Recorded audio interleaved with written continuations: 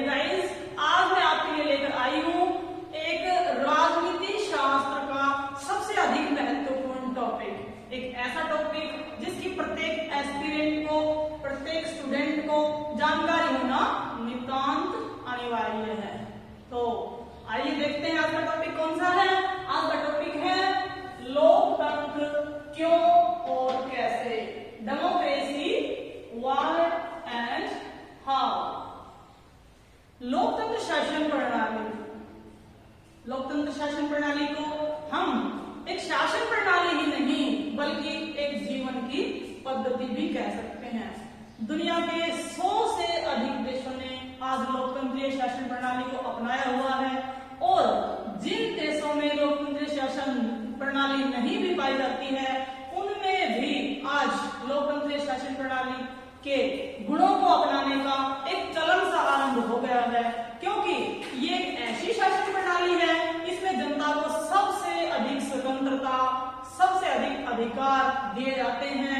इसमें लोगों में भ्रातृभाव की भावना पैदा होती है तथा लोगों के चरित्र का निर्माण होता है, उनके व्यक्तित्व का विकास होता है। यही कारण है कि आज इतने सारे देशों ने इस शासन प्रणाली को अपनाया हुआ है। यदि देखें तो हम दुनिया में आज 3 प्रकार की शासन प्रणाली सबसे महत्वपूर्ण है। सबसे पहले एक शासन प्रणाली का नाम है राजतंत्र, मोनार्की, जहां पर राजा का शासन होता है वहां पर राजतंत्रीय शासन प्रणाली पाई जाती है। वहां पर एक ही व्यक्ति का शासन पाया जाता है। ऐसे देश में मैं भूटान का नाम लूंगी। भूटान में राजतंत्र है, हालांकि वहां पर शासन लोकतंत्रीय प्रणाली से ही चलाया जाता है। दूसरी शासन प्रणाली है साम्यवादी शासन प्रणाली, कम्युनिस्ट। ऐसी शासन प्रणाली चीन और उत्तर कोरिया जैसे देशों में पाई जाती है। इसमें भी एक ही पार्टी का शासन होता है। ऐसा नहीं है कि यहाँ पर और दूसरी पार्टियां नहीं होती हैं, दूसरे राजनीतिक दल भी पाए जाते हैं, परंतु उनका इतना ज्यादा महत्व नहीं होता है जितना कि साम्यवादी शासन पार्टी का होता है। और इस ही पार्टी को हमेशा इलेक्शन में जीत मिलती है और यही इसमें शासन चलाती है। लेकिन वहां के लोग भी धीरे धीरे लोकतंत्रीय शासन प्रणाली की मांग करते हैं। चीन का उदाहरण ले तो चीन की आजकल ऐसा सुनाई में आ रहा है कि चीन की जनता भी वहां पर क्रांति करने पर उतारू है और वहां पर लोकतंत्रीय शासन प्रणाली की मांग कर रही है। देखिए, लोकतंत्र का यदि हम शाब्दिक अर्थ देखें तो इसका ओरिजिन, इसका उद्भव यूनानी भाषा के शब्द डेमोस प्लस क्रेशिया से हुआ है। डेमोस का अर्थ है जनता और क्रेशिया का अर्थ है शासन, अर्थात जनता का शासन, जनता का राज। लोकतंत्रीय शासन प्रणाली में शासक अपनी शक्ति का स्रोत जनता को मानते हैं और अंतिम शक्ति जनता के ही हाथ में होती है। शासक जनता के प्रति ही उत्तरदायी होते हैं। देखिए, हम अगर इसके प्रकार में देखें तो 2 प्रकार की लोकतंत्रीय शासन प्रणाली पाई जाती है। नंबर 1 प्रत्यक्ष लोकतंत्र या फिर सबसे पुराना लोकतंत्र। प्रत्यक्ष शासन प्रणाली की जो जड़ें हैं वो यूनान के शासन में पाई जाती है। यूनान में जब पहले नगर राज्य होते थे तो वहां पर प्रत्यक्ष लोकतंत्रीय पद्धति को अपनाया जाता था। नगर राज्य के सभी वयस्क लोग सभा के सदस्य होते थे, वो सभी एक स्थान पर इकट्ठे होते थे तथा अपने नगर राज्य के लिए कानूनों का निर्माण करते थे, बजट पास करते थे। इस तरह से उनकी सभी की शासन में भागीदारी होती थी। और वर्तमान समय में स्विट्जरलैंड में आज भी प्रत्यक्ष लोकतंत्रीय पद्धति पाई जाती है। इसके अलावा जो दूसरी पद्धति है वो है आधुनिक या फिर अप्रत्यक्ष लोकतंत्रीय प्रणाली। अप्रत्यक्ष लोकतंत्रीय प्रणाली में जनता अपने प्रतिनिधि चुन करके भेजती है। इसके पीछे एक कारण है, क्योंकि आज छोटे से छोटे देश की जनसंख्या भी इतनी ज्यादा है कि वो किसी एक स्थान पर इकट्ठे नहीं हो सकते हैं, वहां पर अपने मत प्रकट नहीं कर सकते हैं। इसलिए बड़े बड़े देशों में अप्रत्यक्ष लोकतंत्रीय प्रणाली को अपनाया गया है। इस आधुनिक एवं अप्रत्यक्ष लोकतंत्र प्रणाली ने अधिक बल पकड़ा है। इंग्लैंड की क्रांति, गौरवपूर्ण क्रांति या शानदार क्रांति 1688, अमेरिका की क्रांति 1776, फ्रांस की क्रांति 1789 के बाद और 1991 में सोवियत संघ रूस के पतन के बाद तो जैसे विश्व में लोकतंत्र का एक चलन सा हो गया है, लोकतंत्र एक फैशन सा बन गया है। दुनिया के अधिकतर देशों में लोकतंत्री शासन प्रणाली एवं उसके गुणों को अपनाने की एक होड़ सी लग गई है।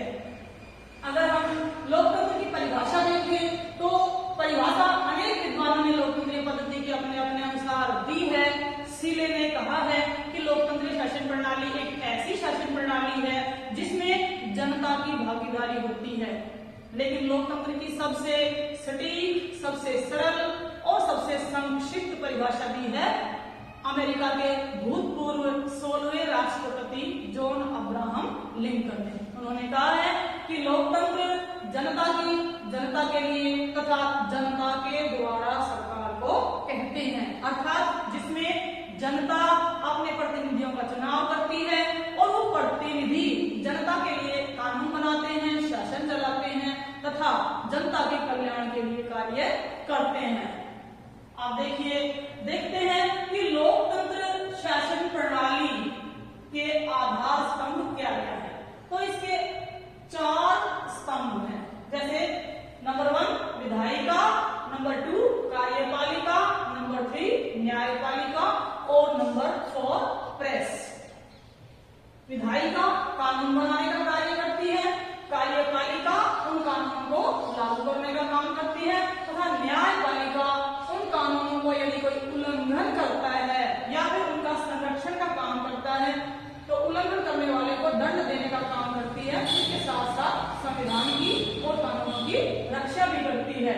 और चौथा है प्रेस, जिसके माध्यम से जनता तथा सरकार अपने विचार प्रकट करती है, जनता की योजनाओं को सरकार की योजनाओं को वो जनता तक पहुंचाने का कार्य करती है। प्रेस स्वतंत्र रूप से और निष्पक्ष रूप से लोकतंत्रीय शासन प्रणाली में कार्य करती है। इसके साथ ही हम देखें तो लोकतंत्र के 2 रूप होते हैं। नंबर 1 अध्यक्षात्मक शासन प्रणाली अर्थात प्रेसिडेंशियल फॉर्म ऑफ गवर्नमेंट। इस प्रकार की शासन प्रणाली संयुक्त राज्य अमेरिका में पाई जाती है, जहां पर राष्ट्रपति का पद महत्वपूर्ण होता है एवं प्रधानमंत्री का पद नहीं होता है। और दूसरी है संसदीय प्रकार का लोकतंत्र अर्थात पार्लियामेंट्री टाइप ऑफ गवर्नमेंट। इसमें इस प्रकार की शासन प्रणाली इंग्लैंड इसका सबसे अच्छा उदाहरण कहा जा सकता है, जहां पर राष्ट्रपति हालांकि संवैधानिक मुखिया तो होता है लेकिन उसका पद नाम मात्र का होता है, उसे इतनी ज्यादा शक्तियां प्राप्त नहीं होती हैं, जबकि वहां पर प्रधानमंत्री का पद महत्वपूर्ण होता है। प्रधानमंत्री एवं उसकी सलाह के लिए मंत्रिमंडल होता है, वे दोनों मिलकर के सरकार चलाते हैं।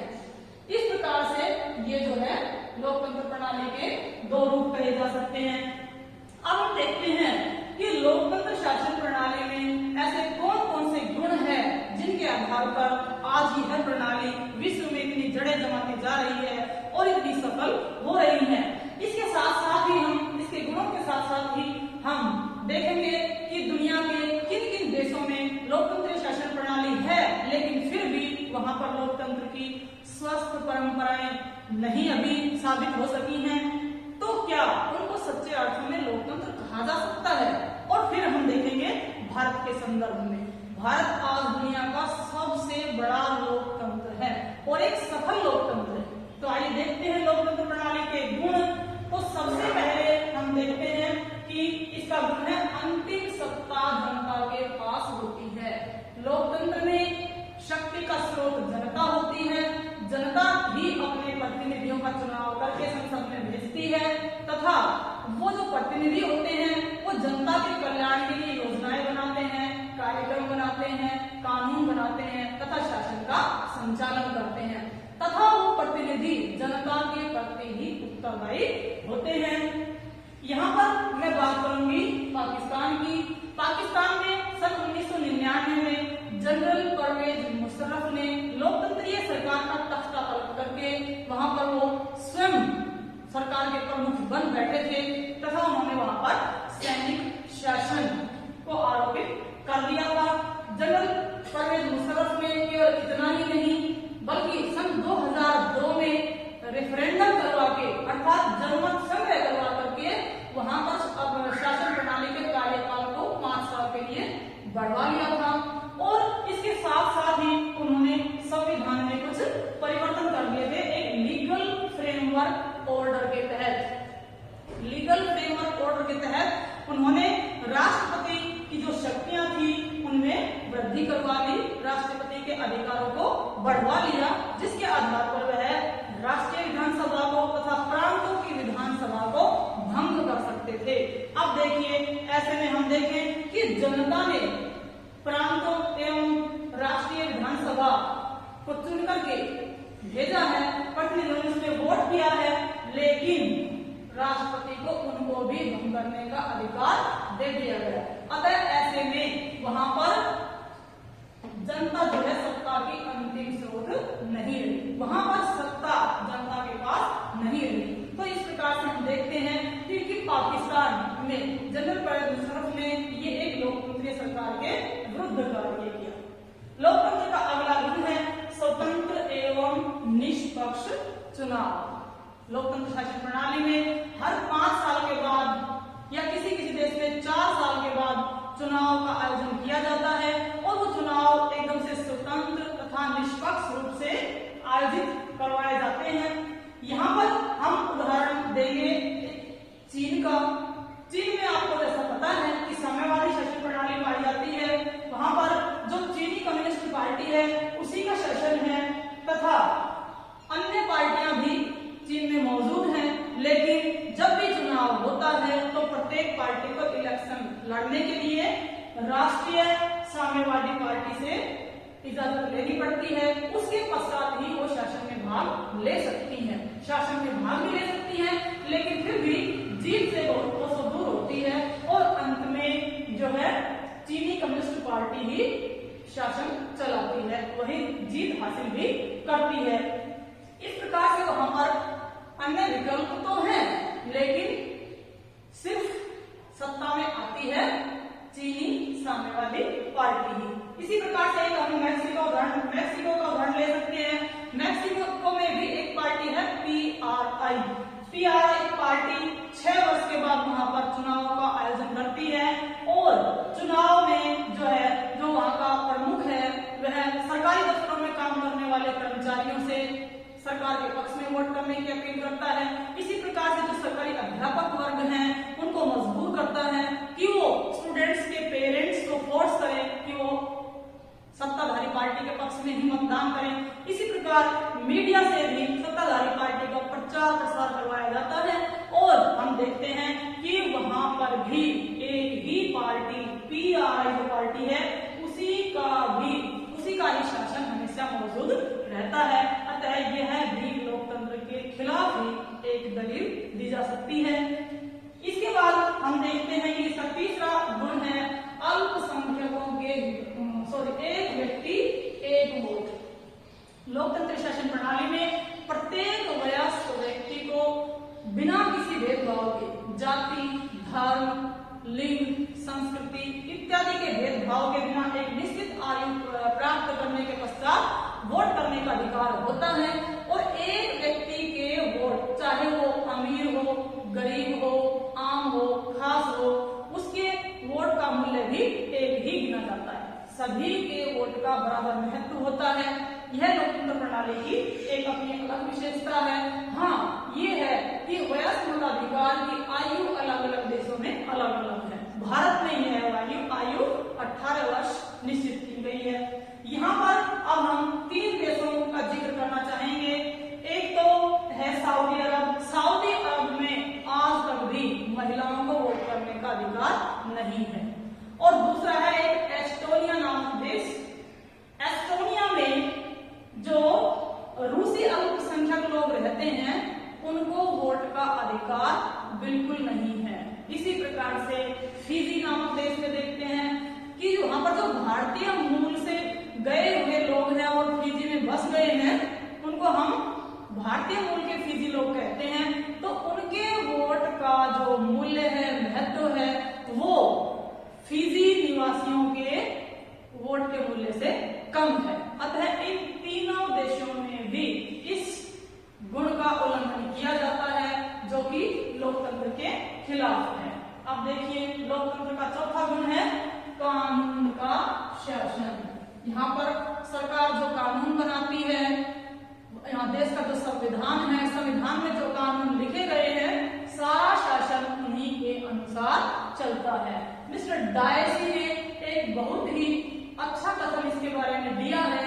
उन्होंने कहा है, डायसी महोदय ने कहा है कि कानूनी प्रभु सत्ताधारी के पीछे एक और सत्ताधारी प्रभु होता है जिसके सामने कानूनी प्रभु सत्ताधारी को भी झुकना पड़ता है, अर्थात वो होती है जनता। क्योंकि जनता से ही कानूनी प्रभु सत्ताधारी अपनी सारी की सारी शक्ति प्राप्त करता है। इस तरह से वहां पर जो लोकतंत्रीय शासन प्रणाली होती है उसमें कानून का शासन होता है। अधिकारों का सम्मान, लोकतंत्रीय शासन प्रणाली में नागरिकों के अधिकारों का सम्मान होता है। सभी नागरिकों को बराबर स्वतंत्रता दी जाती है, उन्हें समानता का अवसर उपलब्ध करवाया जाता है, उन्हें भ्रातृभाव की भावना होती है और वहां पर जो हाई कोर्ट्स और सुप्रीम कोर्ट्स होते हैं वो उनके अधिकारों का संरक्षण भी करते हैं। अतः इस प्रकार से उनके नागरिकों का व्यक्तित्व का पूर्ण विकास संभव है। अगला गुण है विपक्षी दल को मान्यता। लोकतंत्रीय देशों में विपक्षी दल को मान्यता मिलती है। विपक्षी दल एक शासक वर्ग के ऊपर एक अंकुश का कार्य करती है। अगर विपक्षी दल न हो तो सरकार एक ऐसे घोड़े के समान है जो किसी भी दिशा में किसी भी स्पीड से इधर उधर भागता है, लेकिन जो विपक्षी पार्टी है वो उस घोड़े पर एक लगाम का कार्य करती है और उसको गलत नियम बनाने से रोकती है। अगला है अल्पसंख्यकों के हितों की सुरक्षा। लोकतंत्रीय शासन प्रणाली में अल्पसंख्यकों के हितों की सुरक्षा की गारंटी दी जाती है। भारत जैसे देश में जो अल्पसंख्यक समुदाय हैं उनको अनेकों अधिकार प्राप्त हैं, अतः वे भी लोकतंत्र में अपना खुलकर के जीवन जीते हैं। अगला इसका गुण है बहुदलीय प्रतिस्पर्धा। यहाँ पर अनेक राजनीतिक दल होते हैं, किसी किसी देश में 2 राजनीतिक दल भी होते हैं और सबका अपना अपना कार्यक्रम होता है। जनता को जिस भी पार्टी का कार्यक्रम पसंद आता है वह उसी पार्टी को अपना वोट दे करके बहुमत से विजय दिलाती है और वही पार्टी सत्ता में आती है और शासन करती है। इस प्रकार जनता के सामने बहुत सारे विकल्प मौजूद होते हैं, वह किसी एक शासन प्रणाली से बंधी हुई नहीं रहती है।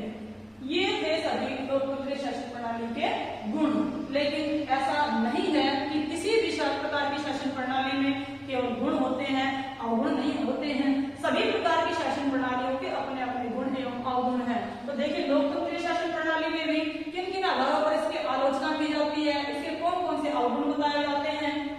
सबसे पहला है अस्थिरता। लोकतंत्रीय शासन प्रणाली के शासन में अस्थिरता पाई जाती है, क्योंकि हर 5 साल में जब चुनाव होते हैं तो अगर कोई पार्टी ठीक से कार्य नहीं करती है, जनता के कल्याणकारी कार्यों को अंजाम नहीं देती है, तो अगले इलेक्शन में जनता उस पार्टी को जीत का मौका नहीं देती है और 5 सालों में हो सकता है कि वह पार्टी अपने कार्य को पूर्ण रूप नहीं दे पाती है या फिर बीच में भी सरकार को पद छोड़ना पड़ सकता है। किसी कारण से अगर गठबंधन सरकार है और सरकार अल्पमत में आ जाती है तो 5 साल से पहले भी सरकार को हटना पड़ता है। इस तरह से शासन में अस्थिरता पाई जाती है। अगला इसका अवगुण है निर्णयों में देरी। लोकतंत्र शासन प्रणाली में जब कोई निर्णय लिया जाता है तो उसके ऊपर संसद में लंबी बहस होती है, बहस के ऊपर समय खर्च होता है और यहाँ पर कभी कभी तो ऐसा लगता है कि जिस निर्णय में 1 दिन का समय लगना था वहां पर महीनों लग जाते हैं, अतः यहाँ पर समय का दुरुपयोग होता है। तीसरा है अधिक खर्चीली। लोकतंत्रीय शासन प्रणाली बहुत अधिक खर्चीली है। यहाँ पर चुनावों में अत्यधिक खर्च किया जाता है, धन बल का प्रयोग किया जाता है। अनावश्यक खर्च होने के कारण जनता को टैक्स देना पड़ता है और जनता के टैक्स जो दिया जाता है उसको जनता के कल्याणकारी कार्यों पर खर्च न करके जो सांसद हैं, विधायक हैं, वो अपने ऐशो आराम पर अधिक खर्च करते हैं। इसी प्रकार से धन धन का बोलबाला। लोकतंत्र शासन प्रणाली में जिनके पास धन होता है, जो अमीर लोग होते हैं, केवल वही चुनाव लड़ने का सपना देख सकते हैं। ये गरीब व्यक्ति के बस की बात नहीं है। अतः यहाँ पर अपराधी प्रवृत्ति के लोगों को और धनी व्यक्तियों के लोगों को ही चुनाव में भाग लेने का मौका मिलता है।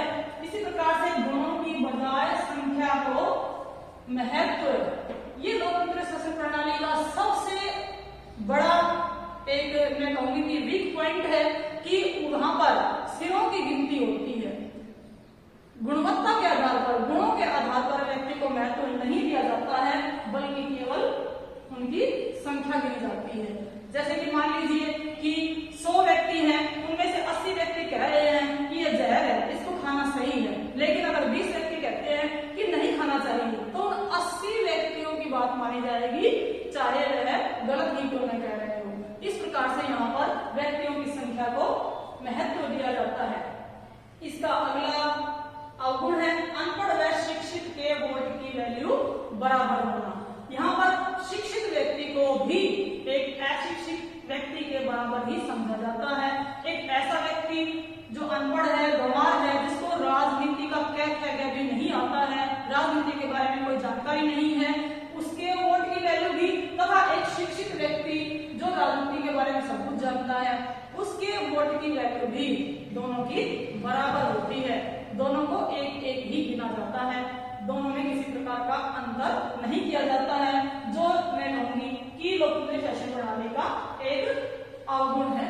इसलिए कई बार भी कहा जाता है कि लोकतंत्र शासन प्रणाली मूर्खों के लिए तथा मूर्खों के द्वारा सरकार होती है। अगला है इसमें सत्ता का खेल।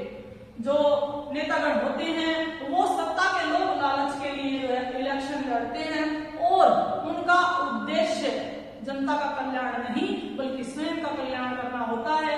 इस प्रकार से इसमें सत्ता का केवल खेल है और लोकतंत्र एक छलावा मात्र है, एक दिखावा मात्र है। अल्पमत का शासन, कहने के लिए तो बहुमत का शासन होते हैं, लेकिन जो जनता जिन प्रतिनिधियों को चुन करके भेजती है वो संख्या में बहुत ही कम होते हैं। वास्तव में ये उनका ही शासन होता है। जनता का शासन तो केवल एक दिन के लिए होता है, जिस दिन चुनाव होते हैं। चुनाव के दिन जनता स्वतंत्र होती है, वह अपने अनुसार किसी भी नेता के पक्ष में वोट कर सकती है, किसी भी पार्टी के पक्ष में वोट कर सकती है, लेकिन आगे आने वाले 5 सालों में जनता का किसी प्रकार का कोई शासन नहीं होता है।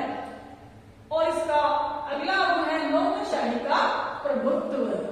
इलेक्शन जीतकर आने वाले अधिकतर जो नेता होते हैं वो अनपढ़ होते हैं या फिर कम पढ़े लिखे होते हैं, उनको शासन के बारे में किसी प्रकार की जानकारी नहीं होती है, इसलिए वो नौकरशाही जैसा कहती है, ब्यूरोक्रेसी जैसा कहती है, वो वैसा ही करते हैं। वो केवल उनके द्वारा बनाए गए कानूनों पर हस्ताक्षर करते हैं। तो नेताओं का काम हस्ताक्षरों तक ही सीमित है। इन सब अवगुणों को देखने के बाद भी हम यहाँ पर चर्चा करेंगे स्कूल की कुछ छात्राओं की, जो लोकतंत्र के बारे में चर्चा करती हैं कि आखिर लोकतंत्र में इतनी कमियां होने के बावजूद भी लोकतंत्रीय शासन प्रणाली ही क्यों। तब एक छात्रा कहती है कि हमें दूसरों की बताई हुई बातों पर या पढ़ी हुई बातों पर विश्वास नहीं करना चाहिए, बल्कि स्वयं भी देखना चाहिए कि किस प्रकार की शासन प्रणाली हमारे लिए अच्छी है और उसी को फॉलो करना चाहिए। तब एक दूसरी छात्रा कहती है कि भारत में लोकतंत्रीय शासन प्रणाली को अपनाया गया है, लेकिन फिर भी भारत में इतनी ज्यादा गरीबी है, अतः लोकतंत्र ने हमें दिया ही क्या है जब इतनी लार्ज स्केल पर यहाँ पर गरीबी व्याप्त है। तब एक छात्रा कहती है कि लोकतंत्र में केवल शासन दिखावा मात्र है, छलावा मात्र है। यहाँ पर जो नेता है वो भ्रष्टाचार में फंसे हुए हैं, भ्रष्ट हैं, वो अपने लिए ही जो है सरकार चलाते हैं। तो फिर वे छात्राएं विचार करती है कि फिर किस प्रकार की शासन प्रणाली अपनाई जानी चाहिए। तब एक छात्रा कहती है कि हमें एक ऐसा व्यक्ति चाहिए जो शासन कर सके, वो भ्रष्ट भी नहीं हो तथा वो जन कल्याण की योजनाएं बना सके और जनता का कल्याण कर सके। तब एक दूसरी छात्रा जवाब देती है कि तुम तो तानाशाही की बात करती हो कि जब एक व्यक्ति का शासन होता है तो वहां पर तो तानाशाही पाई जाती है। तब वही छात्रा कहती है कि मैं तानाशाही की बात नहीं कर रही हूँ, बल्कि मैं एक ऐसे व्यक्ति की बात कर रही हूँ जो चुनावों की परवाह ना करे, तो जो जीत हार की परवाह भी ना करे, वो केवल देश की परवाह ले तथा वो बेईमान भी नहीं हो, अर्थात वह तो एक आदर्श तानाशाह की बात कर रही थी। लेकिन फिर भी हम लोकतंत्रीय शासन प्रणाली को अपनाते हैं, क्योंकि लोकतंत्रीय शासन प्रणाली में जो बातें हैं वो किसी अन्य शासन प्रणाली में नहीं है। वो कौन कौन सी बातें हैं? नंबर 1, अधिक जवाबदेह। लोकतंत्रीय शासन प्रणाली सब शासन प्रणालियों से अधिक जवाबदेह होती है। इसकी हम साम्यवादी से तुलना करें तो बताया जाता है कि 1958 में चीन में एक भयंकर अकाल पड़ा, जिसमें लगभग 3 करोड़ चीनियों की मृत्यु हो गई। उसी समय भारत में भी अकाल जैसे ही हालात थे, लेकिन भारत में एक लोकतंत्रीय सरकार थी। भारत की लोकतंत्रीय शासन प्रणाली में भारत में एक खाद्य सुरक्षा की नीति अपनाई हुई थी, जिससे अकाल का असर भारत पर इतना ज्यादा नहीं पड़ा तथा लोगों को खाद्य सुरक्षा भी उपलब्ध करवाई गई। अतः लोकतंत्र शासन प्रणाली महत्वपूर्ण है। दूसरा है, मतभेदों में टकराव को टालने का अच्छा विकल्प उपलब्ध कराती है। जो लोकतंत्रीय शासन प्रणाली है उसमें विभिन्न जातियों, वर्गों, संस्कृतियों, समुदायों, धर्मों के लोग रहते हैं, उनमें मतभेद भी होते हैं, लेकिन फिर भी उन सब के लिए लोकतंत्रीय शासन प्रणाली में ऐसी व्यवस्था की गई है कि वो सब वर्गों को एक साथ लेकर के चलती है, अतः उनमें मनमुटाव कम हो जाते हैं, उनके हितों के टकराव कम हो जाते हैं। अगला है, नागरिकों के सम्मान में वृद्धि। प्रत्येक नागरिक को समान समझा जाता है, उनको स्वतंत्रता के अवसर उपलब्ध करवाए जाते हैं, उनमें भ्रातृभाव की भावना बढ़ती है, उनके कल्याण की योजनाएं बनाई जाती हैं तथा उनके व्यक्तित्व का विकास किया जाता है। उनके लिए नई नई शिक्षा नीति बनाई जाती है, रोजगार उपलब्ध करवाया जाता है।